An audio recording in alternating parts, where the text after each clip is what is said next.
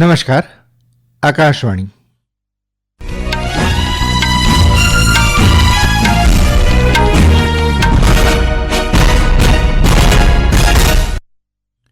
સમાચાર જયેશ વેગડા વાંચે છે. સૌપ્રથમ મુખ્ય સમાચાર. પ્રધાનમંત્રી નરેન્દ્ર મોદીએ યુરોપિયન સંઘ સાથે સંબંધોને મજબૂત બનાવવાની પ્રતિબદ્ધતા વ્યક્ત કરી. રાષ્ટ્રપતિ દ્રૌપદી મુર્મુએ ન્યાય આધારિત વિકસિત ભારતને આકાર આપવામાં ન્યાય સહાયક વિજ્ઞાનની ભૂમિકા પર ભાર મૂક્યો. કેન્દ્રીય ગૃહમંત્રી અમિત શાહે જણાવ્યું, ગેરકાયદેસર ઘૂસણખોરોનો મુદ્દો રાષ્ટ્રીય સુરક્ષા સાથે જોડાયેલો હોવાથી તેની સાથે કડક અભિગમ અપનાવાશે. ચાલુ નાણાકીય વર્ષના ત્રીજા ક્વાર્ટરમાં દેશનો કુલ સ્થાનિક ઉત્પાદન વૃદ્ધિ દર 6.2% રહ્યો અને ઉત્તરાખંડના ચમોલીના માના ગામ નજીક બરફના ભારે તોફાનમાં ફસાયેલા 57 પૈકી 16 લોકોને સુરક્ષિત બનાવાયા. બચાવ કાર્ય ચાલુ. સમાચાર વિગતવાર. પ્રધાનમંત્રી નરેન્દ્ર મોદીએ આજે નવી દિલ્હીમાં યુરોપિયન સંઘના અધ્યક્ષ ઉર્સુલા વોન ડેર લેયન સાથે પ્રતિનિધિમંડળ સ્તરની વાટાઘાટ દરમિયાન વેપાર, રોકાણ, ટેકનોલોજી અને નવીનતા, સ્વચ્છ અને હરિયાળી ઉર્જા અને સંબંધોને મજબૂત બનાવવાની પ્રતિબદ્ધતા વ્યક્ત કરી હતી. એક સંયુક્ત નિવેદનમાં શ્રી મોદીએ કહ્યું કે બંને પક્ષ વચ્ચે 2 દાયકા જૂની વ્યૂહાત્મક ભાગીદારીના મૂળમાં લોકશાહી મૂલ્યોના પરસ્પર શ્રદ્ધા, પ્રગતિ અને સમૃદ્ધિ પ્રત્યે પ્રતિબદ્ધતા રહેલી છે. તેમણે કહ્યું કે ભારત અને યુરોપિયન સંઘ વચ્ચે ભાગીદારીને વિસ્તૃત અને મજબૂત બનાવવા અનેક નિર્ણય લેવાયા છે. વેપાર, ટેકનોલોજી, રોકાણ, નવીનતા, ગ્રીન ગ્રોથ, સુરક્ષા, કૌશલ્ય અને ગતિશીલતા પર સહયોગ માટે એક માળખું તૈયાર કરાયું હોવાનું શ્રી મોદીએ જણાવ્યું હતું. પ્રધાનમંત્રીએ કહ્યું કે કનેક્ટિવિટી વધારવા ભારત મધ્ય પૂર્વ યુરોપ આર્થિક કોરિડોર તરફ નક્કર પગલાં લેવાશે. તેમણે વિશ્વાસ વ્યક્ત કર્યો કે આ કોરિડોર વૈશ્વિક વાણિજ્ય, ટકાઉ વિકાસ અને સમૃદ્ધિને આગળ વધારવા એક એન્જિન સાબિત થશે. कनेक्टिविटी के क्षेत्र में India, middle east, Europe economic corridor यानी आईमेक उसे आगे ले जाने के लिए ठोस कदम उठाए जाएंगे. IMEC global commerce, sustainable growth और प्रॉस्पेरिटी को ड्राइव करने वाला इंजन साबित होगा. સાયબર સુરક્ષા, દરિયાઈ સુરક્ષા અને આતંકવાદ વિરોધી કાર્યવાહી પર સહયોગ વધુ વધારવા શ્રી મોદીએ ભાર મૂક્યો હતો. તેમણે કહ્યું, ઇન્ડો પેસિફિક મહાસાગર પહેલમાં જોડાવાના યુરોપિયન સંઘના નિર્ણયનું ભારત સ્વાગત કરે છે. इकोलॉजी और इकोनॉमी का बैलेंस हमारी साझी प्रतिबद्धता रही है और इस दिशा में हमारा मजबूत सहयोग रहा है. हमने ग्रीन हाइड्रोजन फोरम और offshore wind energy business summit करने का निर्णय लिया है. ईवी बैटरीज, मरीन प्लास्टिक्स और ग्रीन हाइड्रोजन में ज्वाइंट रिसर्च किया जाएगा.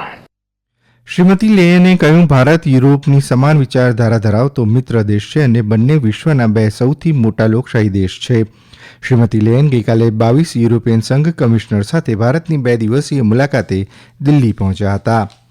રાષ્ટ્રપતિ દ્રૌપદી મુર્મુએ ન્યાય આધારિત વિકસિત ભારતને આકાર આપવામાં ન્યાય સહાયક વિજ્ઞાનની ભૂમિકા પર ભાર મૂક્યો છે. આજે ગુજરાતના ગાંધીનગરમાં રાષ્ટ્રીય ન્યાય સહાયક વિજ્ઞાન વિશ્વવિદ્યાલય NFSUના ત્રીજા પદવીદાન સમારોહને સંબોધિત કરતા શ્રીમતી મુર્મુએ ભારતીય વારસાને આધુનિકતા સાથે જોડનારા અને તમામ લોકોને ન્યાય સુનિશ્ચિત કરનારા વિકસિત ભારતના દ્રષ્ટિકોણ પર પ્રકાશ પાડ્યો હતો. શ્રીમતી મુર્મુએ વિજ્ઞાન અને ટેકનોલોજીના માધ્યમથી ઝડપી તેમજ સુલભ ન્યાય પ્રક્રિયા માટે વિદ્યાર્થીઓને પ્રવૃત્ત થવા અનુરોધ કર્યો હતો. फोरेंसिक एविडेंस पर आधारित निष्पक्ष और त्वरित न्याय उपलब्ध कराना आपका लक्ष्य होना चाहिए. आप सभी को अंत्योदय की भावना के साथ कार्य करना चाहिए ताकि समाज के अंतिम व्यक्ति तक समय से न्याय पहुंचे सके तथा आर्थिक सीमाओं के कारण कोई व्यक्ति न्याय से वंचित ना हो. દરમિયાન આ પ્રસંગે મુખ્યમંત્રી ભૂપેન્દ્ર પટેલે ગુનેગારોને પકડવામાં અને ન્યાયાલયમાં ગુનાને સાબિત કરવામાં ન્યાય સહાયક વિજ્ઞાનની ભૂમિકા મહત્વની હોવાનું પણ જણાવ્યું હતું.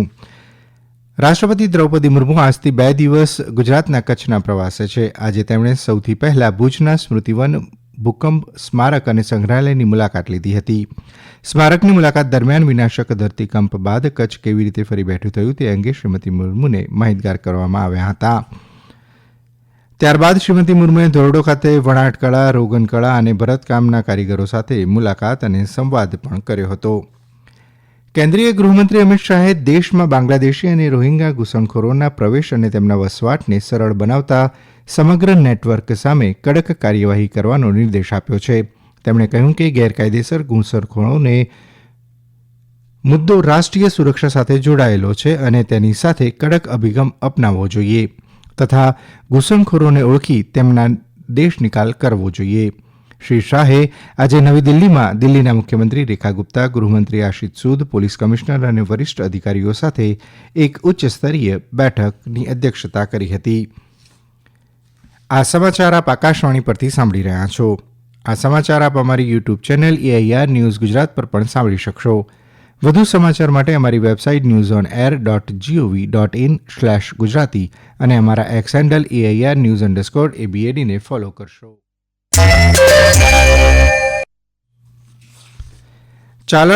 ચાલુ નાણાકીય વર્ષના ત્રીજા ક્વાર્ટરમાં દેશનો કુલ સ્થાનિક ઉત્પાદન GDP વૃદ્ધિદર 6.2% રહ્યો છે, જે અગાઉના ક્વાર્ટરમાં 5.6% હતો. આ રીતે ભારતે વિશ્વની સૌથી ઝડપથી વિકસતી મુખ્ય અર્થવ્યવસ્થા તરીકેનો પોતાનો ગોલ જાળવી રાખ્યો છે. ગયા નાણાકીય વર્ષના સમાન સમયગાળામાં દેશે 8.6%નો વિકાસ દર નોંધાવ્યો હતો. આંકડા અને કાર્યક્રમ અમલીકરણ મંત્રાલય દ્વારા જાહેર કરાયેલા પ્રથમ સુધારેલા અંદાજ મુજબ નાણાકીય વર્ષ 2024-25માં વાસ્તવિક GDP 6.5% વધવાનો અંદાજ છે. મંત્રાલયે કહ્યું છે કે નાણાકીય વર્ષ 2023-24 દરમિયાન વાસ્તવિક વૃદ્ધિદર 9.2% નોંધાયો હતો, જે કોવિડ પછીના નાણાકીય વર્ષ 2022 સિવાય છેલ્લા 12 વર્ષમાં સૌથી વધુ છે. ઉત્તરાખંડના ચમોલી જિલ્લાના માના નજીક 57 કામદારો બરફના ભારે તોફાનમાં ફસાઈ ગયા હતા. તેમાંથી 16 લોકોને સુરક્ષિત રીતે બચાવી લેવામાં આવ્યા છે. Bharat Tibetan border force, NDRF, SDRF, ભારતીય ભૂમિદળ અને હવાઈદળ ફસાયેલા કામદારોને શોધવા અને બચાવ માટે રાહત કામગીરીમાં રોકાયેલા છે. ભારે હિમવર્ષા અને ખરાબ હવામાનને કારણે રાહત કાર્યમાં અવરોધ આવી રહ્યો છે. મુખ્યમંત્રી પુષ્કરસિંહ ધામીએ વધુ માહિતી આ મુજબ આપી હતી. इनमें से 16 को सुरक्षित निकाल लिया गया है. बाकी के लिए सभी प्रयास चल रहे हैं. सभी प्रकार की तैयारियां यहाँ पर कर ली गई हैं. एम्बुलेंस से लेकर ITBP की मदद ली जा रही है, अन्य संस्थाओं की मदद ली जा रही है. आपदा प्रबंधन विभाग हमारा पूरी तरह से सक्रिय, जिला प्रशासन भी और हम लोग स्वयं सभी लोग लगातार संपर्क में हैं और हमारा प्रयास है कि सभी को सुरक्षित जल्दी से जल्दी बाहर निकाला जाए. મહારાષ્ટ્રના રાયગઢ જિલ્લાના અલીબાગના દરિયાકાંઠે આજે સવારે માછીમારી કરતા એક જહાજમાં આગ લાગવાથી કુલ 18 લોકોને સુરક્ષિત રીતે બચાવી લેવામાં આવ્યા છે. અકસ્માતની માહિતી મળ્યા બાદ ભારતીય નૌકાદળ, કોસ્ટગાર્ડ અને રાયગઢ પોલીસે તાત્કાલિક કાર્યવાહી કરી તમામ 18 લોકોને સુરક્ષિત રીતે બચાવી લીધા હતા. નેપાળના સિંધુપાલ ચોક જિલ્લામાં આજે 6.1ની તીવ્રતાનો ભૂકંપ આવ્યો.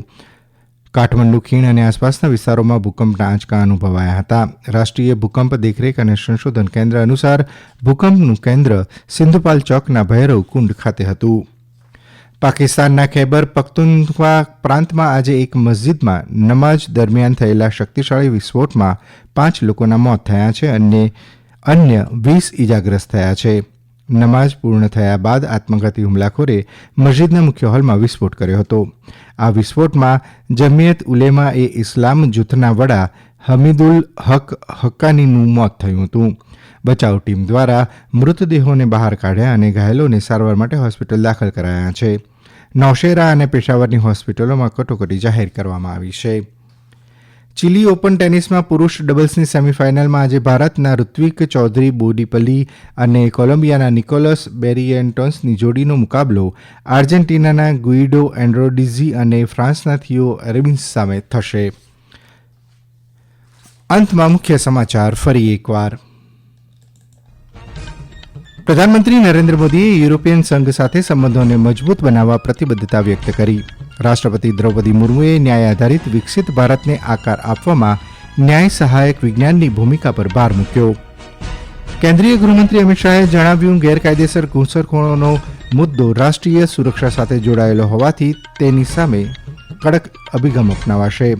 ચાલુ નાણાકીય વર્ષના ત્રીજા ક્વાર્ટરમાં દેશનો કુલ સ્થાનિક ઉત્પાદન વૃદ્ધિદર 6.2% રહ્યો અને ઉત્તરાખંડના ચમોલીના માના ગામ નજીક બરફના ભારે તોફાનમાં ફસાયેલા 57 પૈકી 16 લોકોને સુરક્ષિત બચાવાયા. બચાવ કાર્ય ચાલુ. આકાશવાણી પરથી સમાચાર પૂરા થયા.